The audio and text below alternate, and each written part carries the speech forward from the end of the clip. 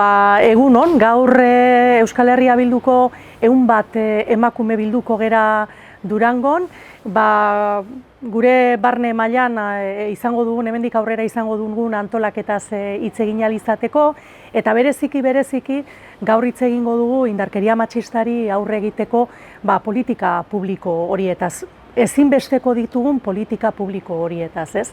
Eta zentzu honetan oso kezkatua gaude, ikusten ari garelako azken denbora honetan alderdi popularrarekin justuki indarkeria matxista hori ukatzen duten horiekin eta emakumezkoen eskubideak zalantzan jartzen dituzten horiekin akordioak erdiestea zalantzan, balekotzat jotzen ari dela. Ikusten ari gera nola Eusko Alderdi Jeltzalea eta Alderdi Sozialistak zuritu egin nahi dute, normalizatu egin nahi dute Alderdi Popularrarekin akordioak iristea, eta ikusten ari gera nola hori gauzatu egiten den. Ikusi dugu nola arartekoa adostu duten Alderdi Jeltzaleak eta Alderdi Sozialistak Alderdi Popularrarekin, inpartziala ez den, euskalduna ez den eta gizonezkoa den arartekoa adostu dute beraiekin.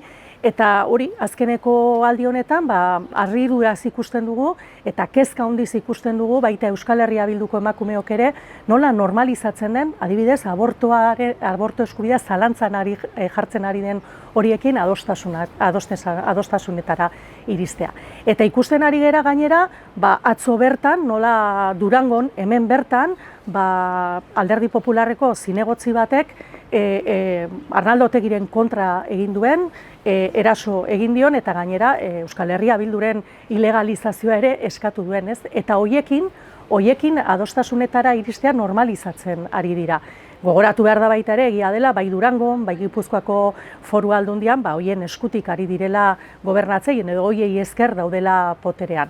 Zentzu horretan, gure kezka agertzen dugu eta esaten duguna da, ezin dela normalizatu hau eta alternatiba badagoela, ez?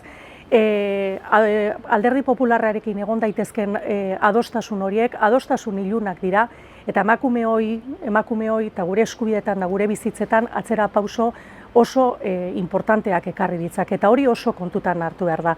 Ez da normala eta Euskal Herritarrok ez dugu ulertzen, ez feminismotik, ez ezkerreko perspektiba batetik, atzerakoiak diren planteamenduetara bueltatzeko planteamendu horiek zuritzea. Horregatik, Alderdi Jeltzaleari eta Alderdi Sozialistari esaten diogu gure eskua luzatua dagoela, beraiekin etxebizitza eskubidea aurrera ateratzeko, zaintzaren arloan ere bide bat egiteko, politika indarkeria matxistaren kontrako politiketan aurrera egiteko, baina Alderdi Jeltzaleak eta Alderdi Sozialistak aukeratu egin beharko dute eta zintzoak izan beharko dute. Edo atzeraka egiten dute Alderdi Popularraren eskutik, edo aurrera egiteko bidea egiten dute Euskal Herria Bilduren eskutik.